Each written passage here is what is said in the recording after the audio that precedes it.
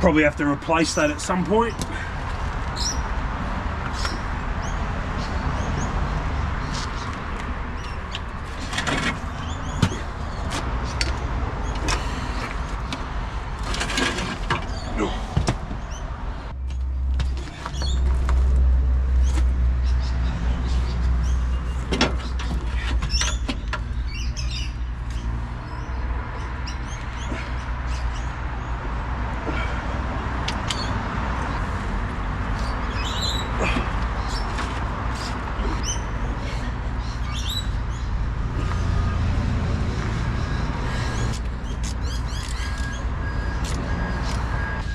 I know these are two different batteries, but that's all I have for the minute. I've got to go out and get two new fresh ones.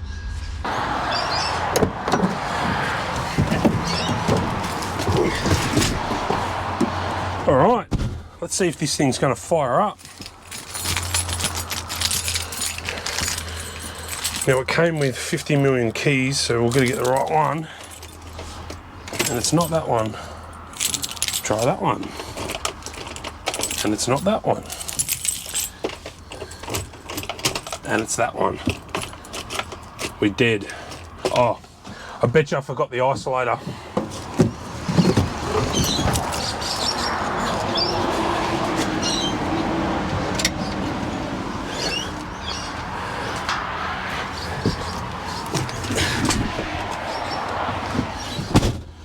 That looks better already.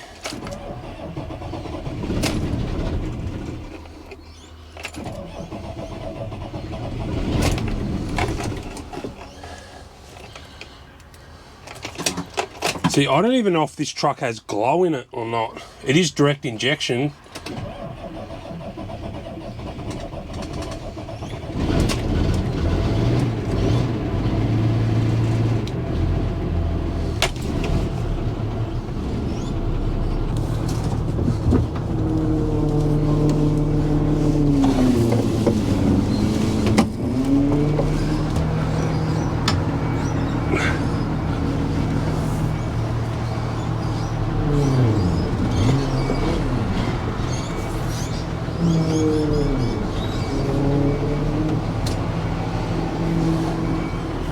I can't see anything because that mirror is pushed in.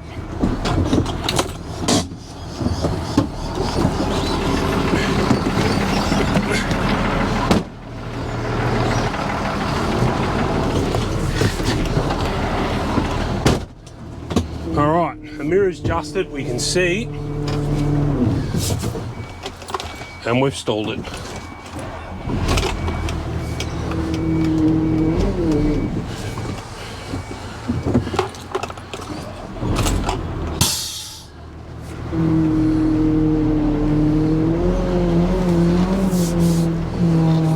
I think we might be low on power steering fluid. She's moaning a bit.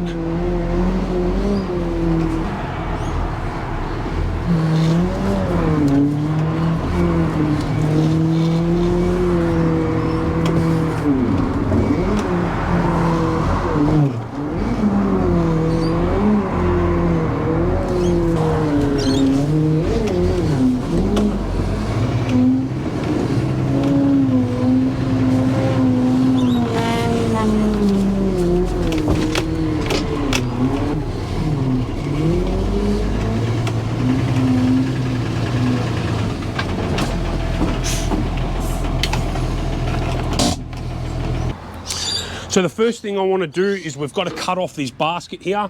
My fuel filters, there's two of them in there, and that's what that guard is there for. I want to cut this off just so when they lift this cherry picker off with the excavator, I don't want them to rip my filters off with it. Now, there's these two cylinders in the back here. I want to pull those off and keep them. And there's a bunch of really long, nice hydraulic lines everywhere.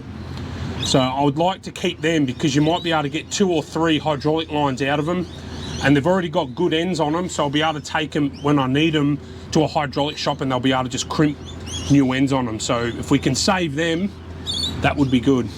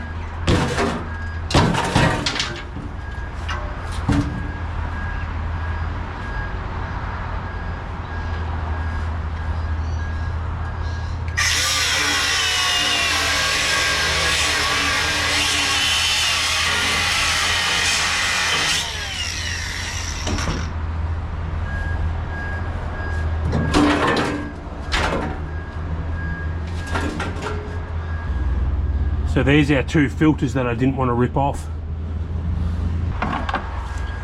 This is the hydraulic oil drain here. Nice and accessible, which is good. Oh, it doesn't look like it's been undone for a while. Oh, I just literally ripped the end off it. It's got nice clean oil in it, which is good though. So here we got our hydraulic lines that are above this chassis brace here, and back here, this is what I was worried about. We've got three big hydraulic hoses that wrap through the chassis here, so we'll have to either trace them. They go up, so I might just cut them all there, loop them up under here. And I think that's the only one. Right here is our main feed to our PTO drive. That's on the gearbox. So we can just, you can see how crimped it is. That's why I didn't bother trying it out, because this would be so crimped. But what I'll probably do is cut that and then fold it back here so no debris or anything goes in the pump. And then we'll just have to unbolt these and put a plug on it.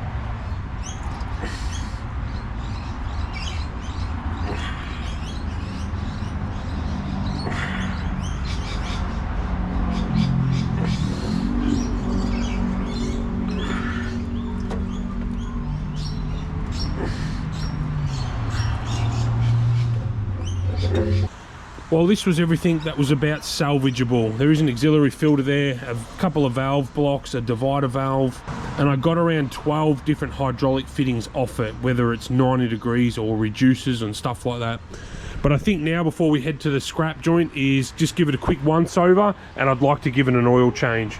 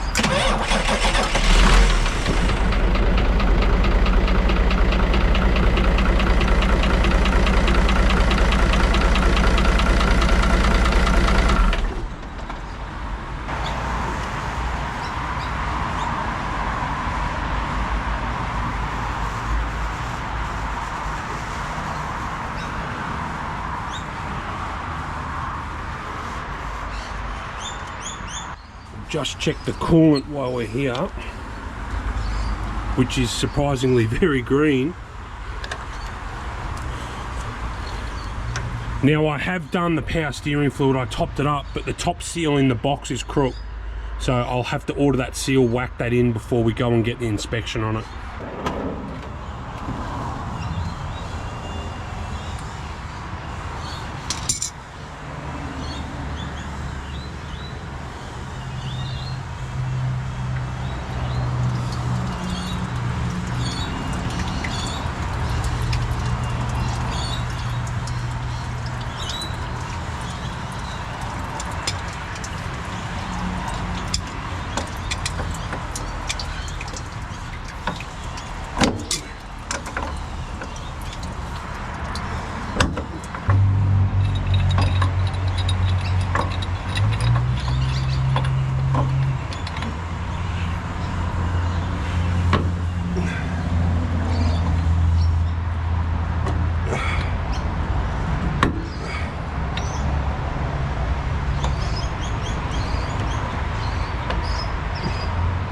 I reckon this hasn't been off in a few years.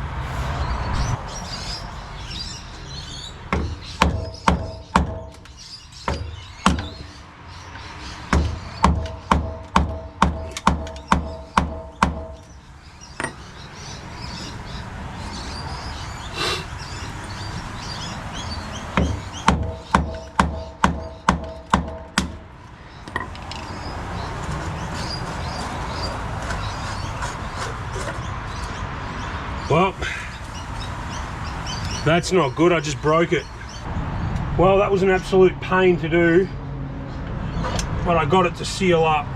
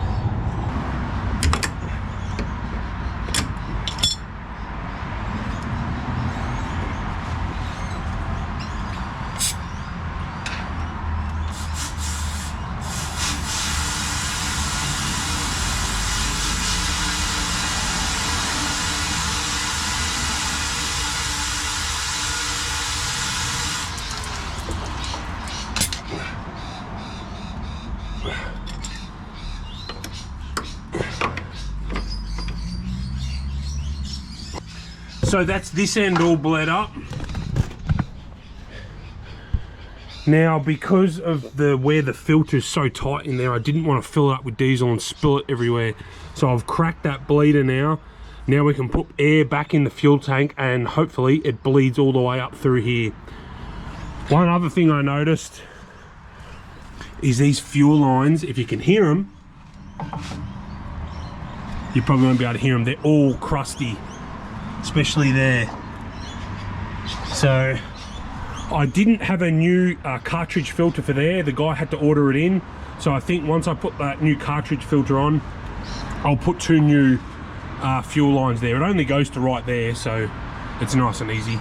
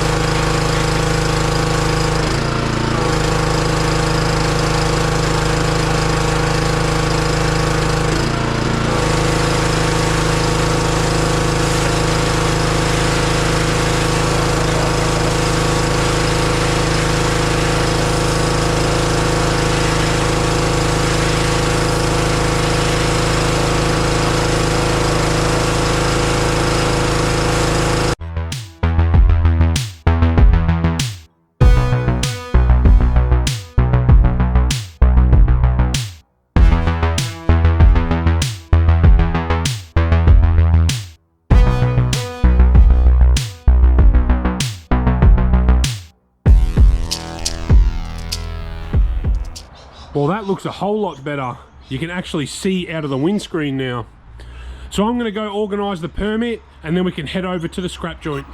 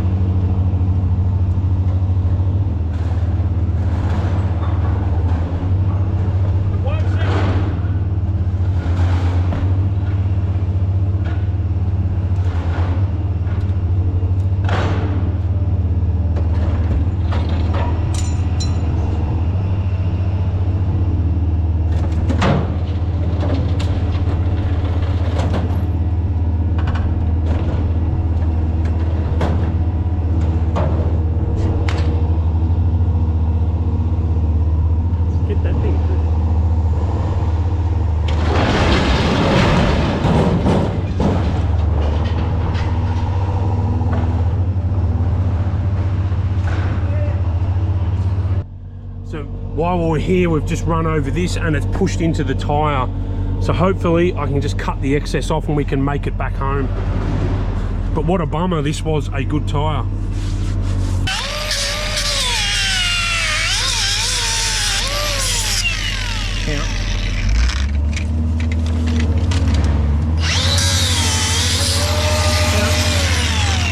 Doing it everywhere. I'll get it now.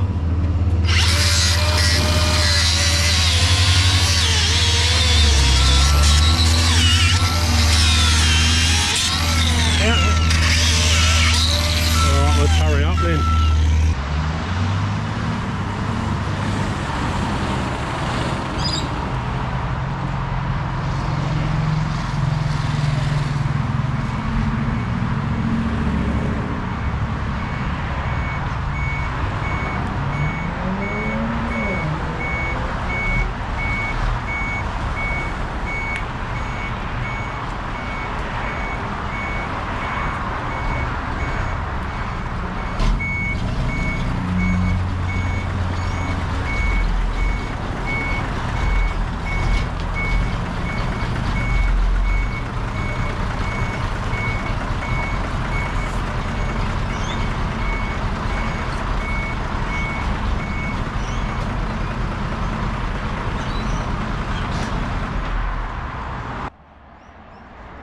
Well, we made it back, but only just. I did not think we were going to make it home with how fast that air was coming out that tyre. But check it out, it's almost as if the truck has shrunk now that cherry picker's off. It looks so much smaller. So here's the docket that I got from the metal recyclers. That cherry picker and everything was 5.3 tonne.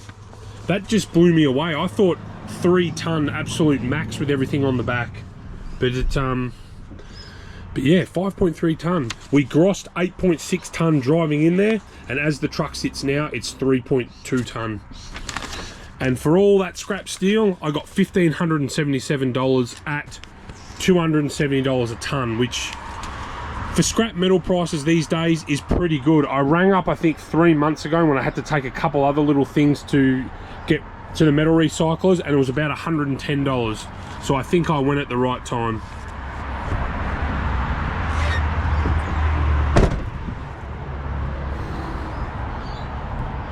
But overall, the truck ran really good driving there. It didn't have any problems. There was no shaking or anything.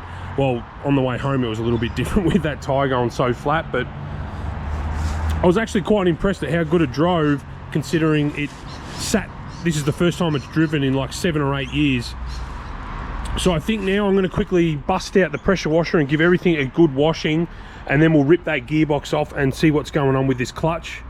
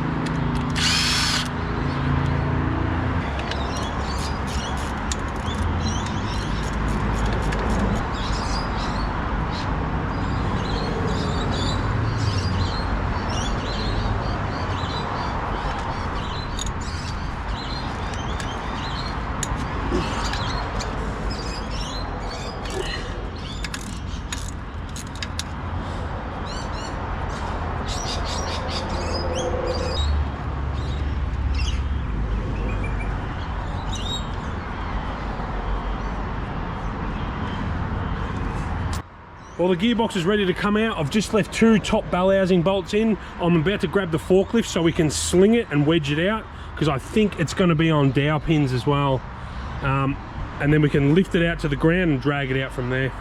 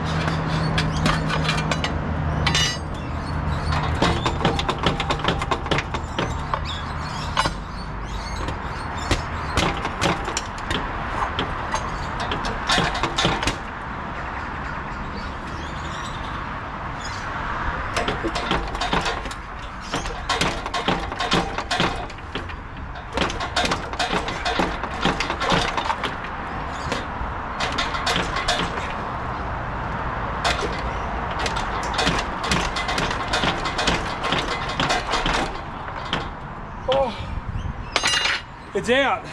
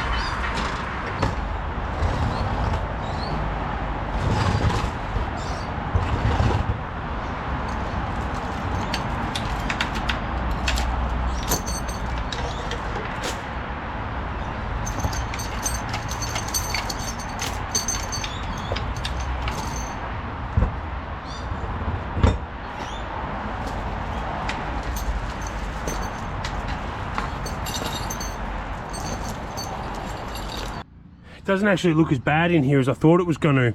That throwout bearing, or thrust bearing, is about had it. You can probably hear it. So we'll have to swap that out as well. I thought this would be full of corrosion. I mean, it is to a point, but overall pretty good. I think now we'll just pull that clutch off.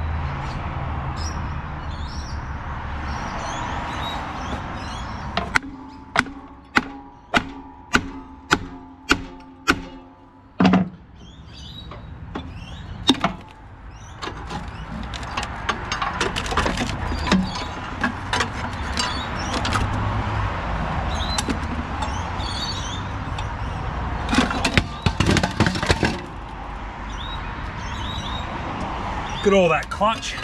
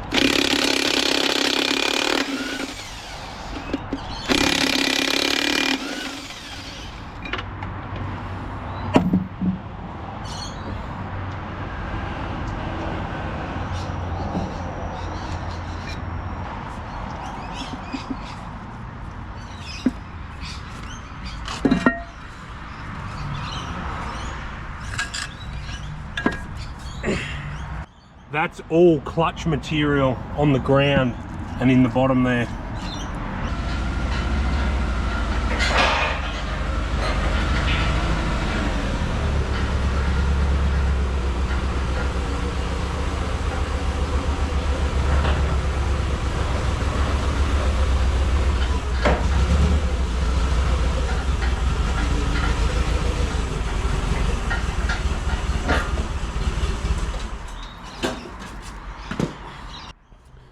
So taking a look at the clutch we've just pulled out, we're basically down to the rivets on both sides. So that clutch is pretty much at the end of its life. And with our pressure plate here, you can see some of the actual springs are all broken, whether that's to do with just sheer age. Actually, they're quite a bit rusty in there. But if you can see on here, we've got quite a bit of rust scale, and that bell housing's strange. It doesn't actually have a drain hole. Like, it's a sealed bell housing, but it doesn't have a drain hole. Like, obviously when you service it, you could just undo the drain hole. So whether I drill something in there or not, when I put the clutch back in, you can see all the pitted marks on here as well. Like, it was sitting for 7 years, and if it sat that long, say half full of water or full of water, judging by, because the starter motor's about up here, and that was pretty much seized when we got it. And the amount of clutch material that's everywhere. So she's definitely due for a clutch, and the flywheel isn't much better. It's got a fair few hot spots on it, plus it needs a, like that, it's got a pretty, maybe a half a mil, how many thousandths? Like one, they'll be able to skim that up. The main thing is it's not got fractures through it, which is good. And I'll probably put a new, oh, it's completely seized up. Put a new spigot bearing in there as well. That's what that plate that I pulled off in the truck does. It just holds that spigot bearing from working its way out. So it's about 5 o'clock in the afternoon. I'm gonna head over to the parts store in the morning. I'll take this clutch with me just so they can match it up so it's the right one, so I don't have the issues like I did with the starter motor, how there was like 3 different starter motors. So I have looked online and there's about 3 different clutches as well, which being a Toyota truck doesn't surprise me at all. So that's gonna do it for today's video, guys. I appreciate you watching and I'll see you in the next one.